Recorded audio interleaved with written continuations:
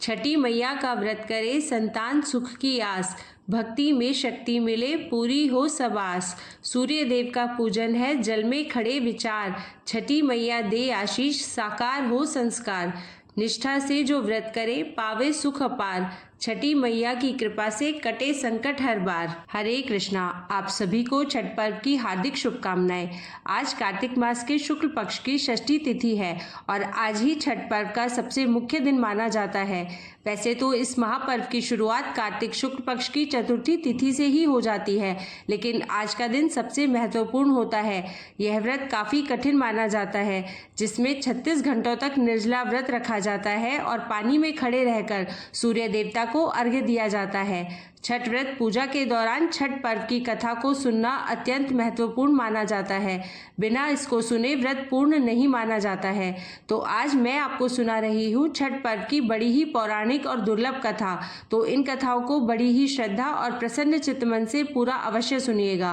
पौराणिक मान्यताओं के अनुसार छठ माता लोगों को धन समृद्धि, संतानहीन को संतान और बच्चों को दीर्घायु की प्राप्ति का आशीर्वाद देती है तथा वह हमारी सभी इच्छाओं को पूरा करती है और अपने भक्तों को कभी निराश नहीं करती है। लोगों का बहुत दृढ़ विश्वास है, इसलिए हर साल वे इस अवसर को बहुत ईमानदारी से मनाते हैं।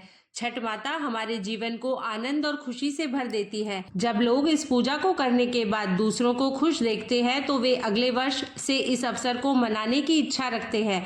पौराणिक कथा के अनुसार भगवान श्री राम और देवी सीता जी ने भी वनवास से लौटने पर 3 दिनों तक उपवास रखा और छठ माता की प्रार्थना की थी। आइए अब उन कथाओं को भी सुनते हैं जिसमें बताया गया है कि छठ माता कौन है, इनका जन्म क्यों और कैसे हुआ, यदि पर्व छठ का है तो अर्घ्य सूर्य भगवान को क्यों देते हैं। यह सभी उत्तर आपको इन कथाओं में मिलेंगे, तो आप सभी इस कथा को बड़े ही ध्यान से सुनिएगा। कार्तिक मास की शुक्ल पक्ष की षष्ठी एवं सप्तमी तिथि को प्रकृति की देवी षष्ठी देवी एवं प्रकृति के देवता श्री सूर्य भगवान की भक्ति, विश्वास और आस्था से पूजा की जाती है। प्रजापति ब्रह्मा जी ने काल के समय नदी के तट पर कार्तिक मास की शुक्ल पक्ष की षष्ठी तिथि को अपने मन से प्रकृति के छठे अंश से एक दिव्य कन्या को जन्म दिया, जिसका नाम मनसा देवी हुआ और प्रकृति के छठे अंश से उत्पन्न होने के कारण इनका नाम षष्ठी देवी अर्थात छठ मैया पड़ा। छठी मैया ने विधाता से अपने जन्म का उद्देश्य पूछा तो ब्रह्मा जी ने छठ मैया को वरदान दिया कि हे देवी, आप संसार के सभी बच्चों की सुरक्षा करें और जो भी माताएं आपकी पूजा करें उसके सुहाग, वंश, परिवार, धन संपत्ति, आयु, आरोग्य और बच्चों की सुरक्षा करें। छठ मैया ने जब अपने निवास स्थान के बारे में पूछा तो विधाता ने कहा कि आपका जन्म नदी तट पर हुआ है और प्रकृति अर्थात श्री सूर्य भगवान के छठे अंश से, इसलिए आज से प्रत्येक महीने के शुक्ल पक्ष की षष्ठी तिथि को आपकी पूजा श्री सूर्य देव की किरण में और नदी, तालाब या स्वनिर्मित तट पर होगी। श्री सूर्य भगवान में आपका निवास होगा, इसलिए आपके नाम से आपकी पूजा श्री सूर्य भगवान को समर्पित अर्घ्य से होगी। इसलिए छठ माता की पूजा नदी, तालाब या किसी तट पर ही होती है और श्री सूर्य भगवान की किरणों में निवास करने के कारण छठ माता का अर्घ्य श्री सूर्य भगवान को दिया जाता है और वहीं से छठ मैया पूजा स्वीकार कर छठ व्रतियों को अखंड सुहाग, धन संपत्ति, आयु, आरोग्य और बच्चों को सुखपूर्वक दीर्घ जीवन का आशीर्वाद देती है। क्योंकि छठ मैया का जन्म कार्तिक मास की शुक्ल पक्ष की षष्ठी तिथि को हुआ था, इसलिए कार्तिक मास के शुक्ल पक्ष की षष्ठी और सप्तमी तिथि को इनकी पूजा की जाती है। पौराणिक कथा के अनुसार एक बार एक बूढ़ी माई अपने बेटे, बहू और पोते के साथ रहा करती थी। बूढ़ी माई के घर में किसी भी सुख की कोई कमी नहीं थी। बूढ़ी माई छठ मैया की परम भक्त थी और हर साल कार्तिक शुक्ल षष्ठी को छठ का व्रत बड़ी ही श्रद्धा और भक्ति भाव के साथ रखा करती थी। किंतु बूढ़ी माई की जो बहू थी वह बहुत ही आधुनिक सोच वाली स्त्री थी। उसका पूजा पाठ में कोई विश्वास नहीं था, न ही उसका पूजा पाठ में मन लगता था। एक बार जब कार्तिक मास की शुक्ल पक्ष की चतुर्थी आई तो बूढ़ी माई तो बहुत प्रसन्न थी, क्योंकि उस दिन से छठ का 4 दिवसीय पावन त्योहार जो शुरू हो रहा था। बूढ़ी माई अपने घर की साफ सफाई में लग गई। उसने अपने बेटे को पूजा की सामग्री लाने के लिए बाजार में भेज दिया। अब बूढ़ी माई ने अपने बेटे की सलामती और उसकी खुशियों के लिए छठ का व्रत किया। बूढ़ी माई ने अपनी बहू से कहा कि वह भी उसके पोते के लिए छठ का व्रत रखे, लेकिन बहू तो नए विचारों वाली थी, उसे इन सब बातों पर विश्वास ही नहीं था। वह अपनी सास से कहने लगी कि माँ जी, यह सारी बातें तो बिल्कुल बेकार है, मुझे इन सब में कोई विश्वास नहीं है, ऐसा करने से क्या होगा। तब बूढ़ी माई ने अपनी बहू को छठ माई की महिमा बताते हुए एक पौराणिक कथा सुनाई। बूढ़ी माई बोली, बेटा, बहुत समय पहले की बात है। प्रियव्रत नाम के एक प्रसिद्ध राजा हुआ करते थे। उनके पिता का नाम स्वयंभू मनु था। राजा प्रियव्रत बहुत ही सदाचारी और धार्मिक प्रवृत्ति के मनुष्य थे, किंतु जब उनका विवाह हुआ तो विवाह के कई वर्षों के बाद भी उन्हें संतान सुख नहीं मिला। तब ऋषि कश्यप ने उन्हें पुत्रेष्ठी यज्ञ कराने की सलाह दी। राजा प्रियव्रत ने पूरे विधि विधान के साथ पुत्रेष्ठी यज्ञ का अनुष्ठान किया। उस यज्ञ में प्रसाद रूप में मिली हुई खीर को राजा प्रियव्रत ने अपनी रानी को खिलाया और इस यज्ञ के पुण्य प्रभाव से जल्दी ही राजा की पत्नी गर्भवती हुई। समय आने पर 9 महीने बीतने के बाद रानी ने एक बहुत ही सुंदर पुत्र को जन्म दिया, परंतु वह पुत्र मरा हुआ पैदा हुआ। राजा प्रियव्रत अपने उस मृत बालक के शव को लेकर शमशान में गए और एकांत में शमशान की भूमि पर बैठकर अपने मृत पुत्र को अपने सीने से लगाकर राजा बिलख बिलख कर रोने लगे। फिर क्या था, इतने में ही वहां पर एक दिव्य प्रकाश प्रकट हुआ और वह दिव्य प्रकाश एक दिव्य नारी में बदल गया। राजा ने उस दिव्य नारी को देखा तो हाथ जोड़कर उन्हें प्रणाम किया और पूछा, हे देवी, आप कौन है। राजा प्रियव्रत की बात सुनकर देवी ने उनसे कहा, राजन, भगवती मूल प्रकृति के अंश से प्रकट हुई मैं देवी षष्ठी हूँ और इस संसार में मैं छठी माई के नाम से जानी जाती हूँ। ऐसा कहकर छठ माता ने उस मृत बालक को उठा लिया और अपने प्रभाव से उसे पुनः जीवित कर दिया। जब राजा ने देखा तो वह स्वर्ण के समान सुंदर और स्वस्थ पुत्र छठी माता की गोद में खिलखिला रहा था। अभी राजा प्रियव्रत उस बालक की ओर देख ही रहे थे कि छठ माता उस बालक को अपने साथ लेकर आकाश में जाने लगी। यह देखकर राजा दुख से विह्वल हो उठा। उसके होठ, कंठ, तालू सब सूख गए और उसने माता की स्तुति की।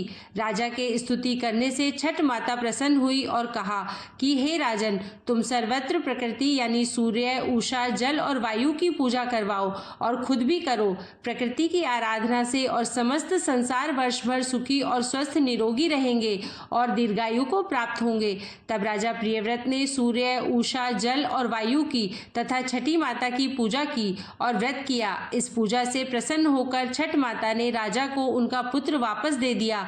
तभी से कार्तिक शुक्ल षष्ठी के शुभ अवसर पर सूर्य, उषा, प्रकृति, जल और वायु के साथ छठी मैया की पूजा की जाने लगी। अपनी बहू को यह कथा सुनाकर बूढ़ी माई कहने लगी कि बेटी, छठ माता की महिमा तो ऐसी ही है कि स्वयं भगवान श्री राम और सीता मैया ने भी छठ का व्रत करके भगवान सूर्यदेव का आशीर्वाद प्राप्त किया था। और तो और महाभारत काल में दानवीर कर्ण और पांडव भी छठ का व्रत कर चुके हैं। यह सुनकर वह आधुनिक युग और नए विचारों वाली बहू बोली, माँ जी, यह सब तो मनगढ़ंत बातें हैं। मैं इन सब पर कोई विश्वास नहीं करती। ना तो मैं इतने घंटों तक भूखी प्यासी रह सकती हूँ और ना ही अपने शरीर को कष्ट दे सकती हूँ। यह व्रत तो माँ जी आप ही करो। सास ने बहू को फिर से समझाने की कोशिश की, लेकिन वह नहीं मानी। उल्टा वह तो सास और छठी माता का ही मजाक बनाने लगी। तब बूढ़ी माई ने अपनी बहू को फिर से समझाने का प्रयास किया और कहा कि बेटी, हजारों सालों से चली आ रही इस परंपरा का मजाक तो मत उड़ाओ और तुम भी मेरे पोते की दीर्घायु के लिए छठी माता का व्रत और पूजन करो। बूढ़ी माई की बातों को सुनने के पश्चात अनसुना करके बहू वहां से चली गई।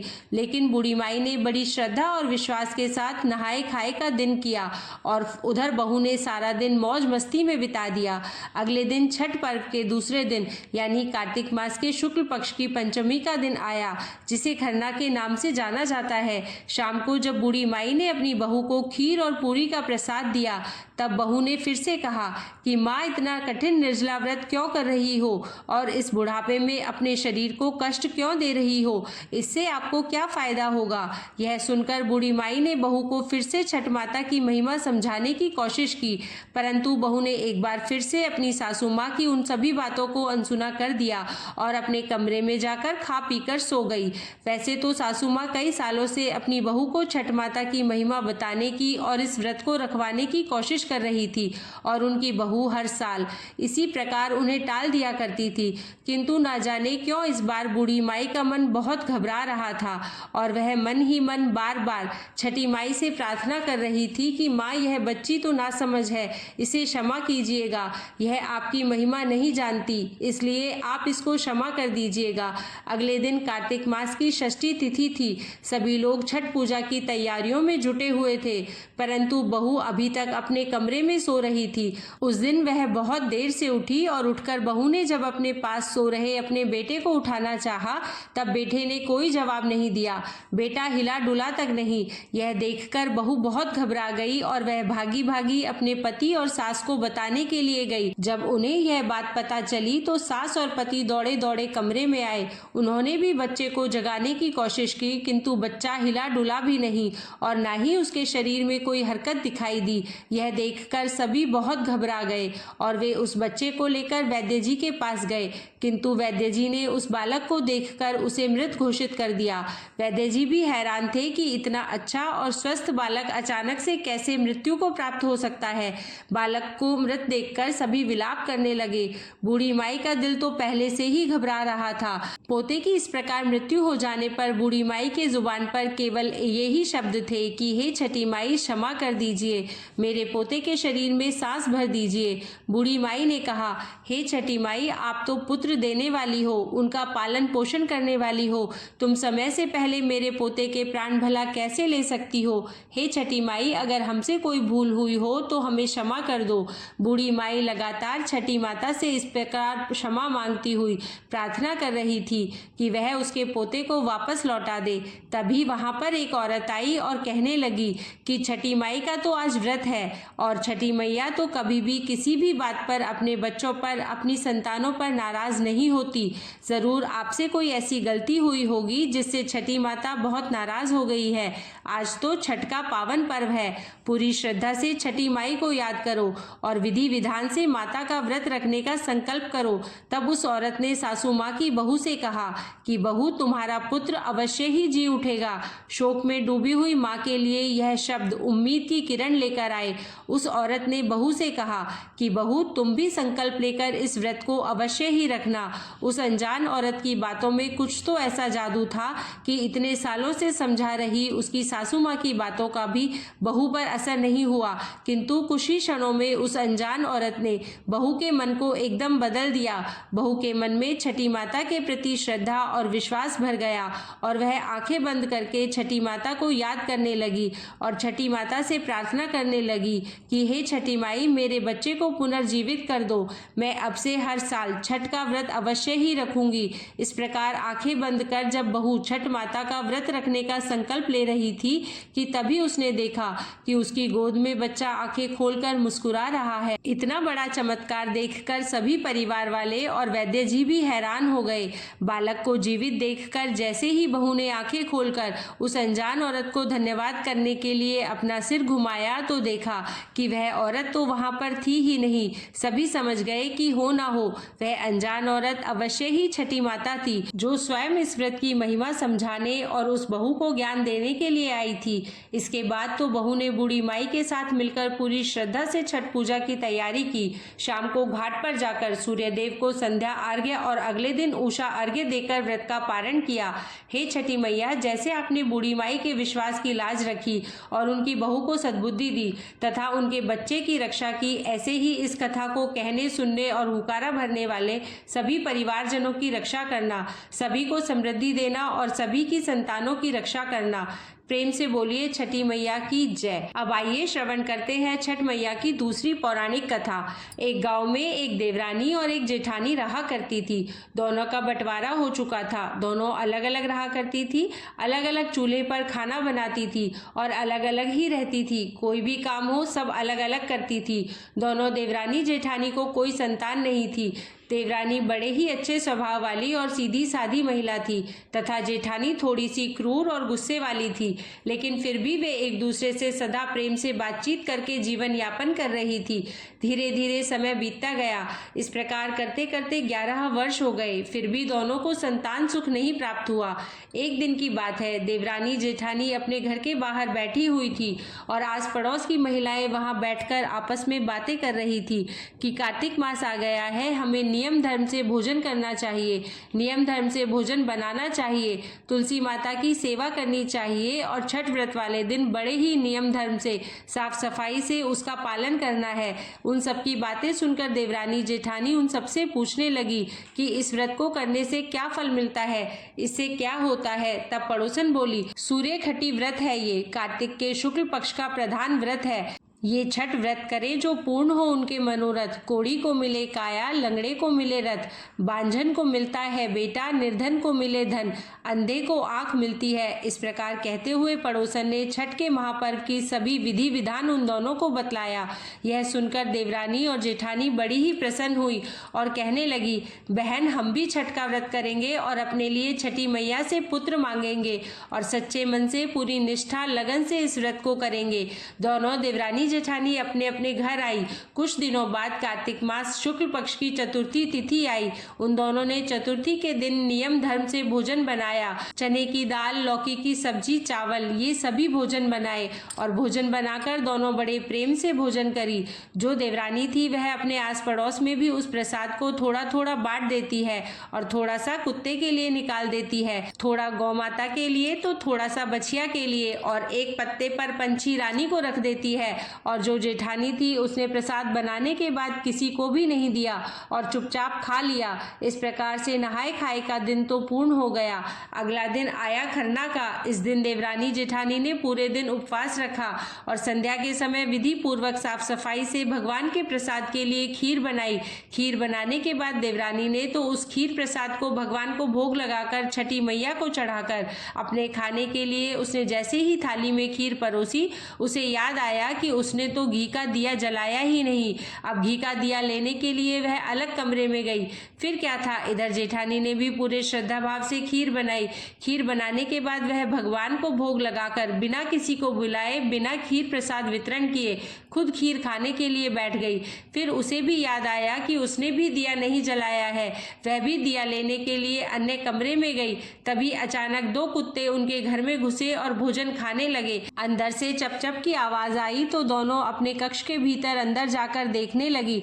देवरानी ने तो कुत्ते को खीर खाते हुए देखा तो कुछ नहीं बोली तथा बर्तन में बची हुई बाकी खीर भी बड़ी श्रद्धा के साथ उसके आगे डाल दी। लेकिन जेठानी थाली में मुंह मारते हुए कुत्ते को देखते ही आग बबूला हो गई। उसने कमरे का द्वार बंद कर दिया और डंडा लेकर कुत्ते को इतना मारा कि उसके कमर की हड्डी तोड़ दी और उसकी आंख फूट गई, उसका पैर टूट गया, अर्थात कुत्ता अधमरा हो गया। जैसे तैसे चीखते चिल्लाते हुए वह जान बचाकर वहां से भागा। अब जब दोनों कुत्ते बाहर मिले तो एक दूसरे का हाल पूछने लगे। जो कुत्ता देवरानी के यहाँ गया था वह बोला, मैं जिसके कमरे में गया था वह स्त्री तो बड़ी ही भली थी। मुझे खीर खाते देखकर भी उसने मुझे कुछ नहीं कहा, बल्कि बर्तन में खीर खत्म हो जाने के बाद उसने उसमें और खीर डाल दी ताकि मैं भरपेट खा सकूं।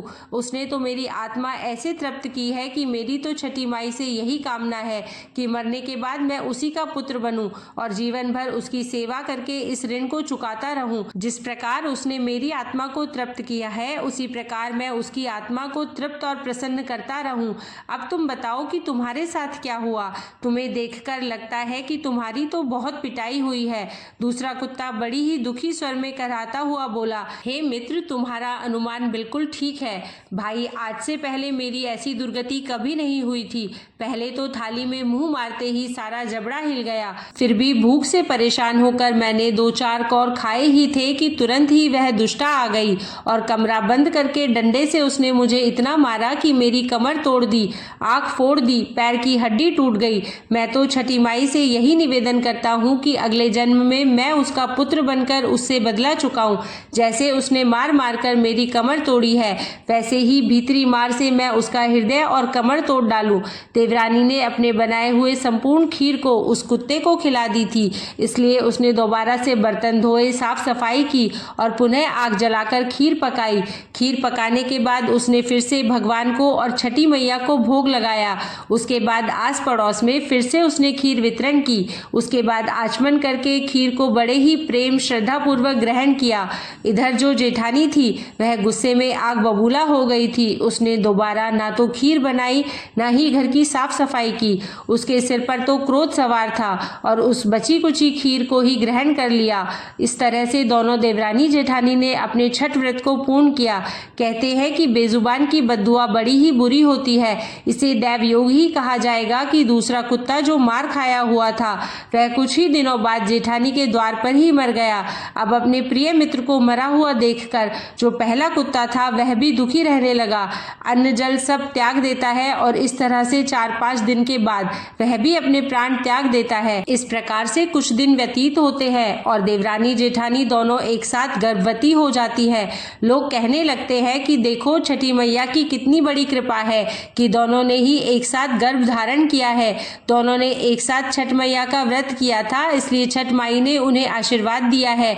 ऐसे करते करते 9 महीने पूरे हो गए और 9वें महीने के पूर्ण होने के बाद 10वें महीने में दोनों देवरानी और जेठानी को एक एक पुत्र रत्न की प्राप्ति हुई।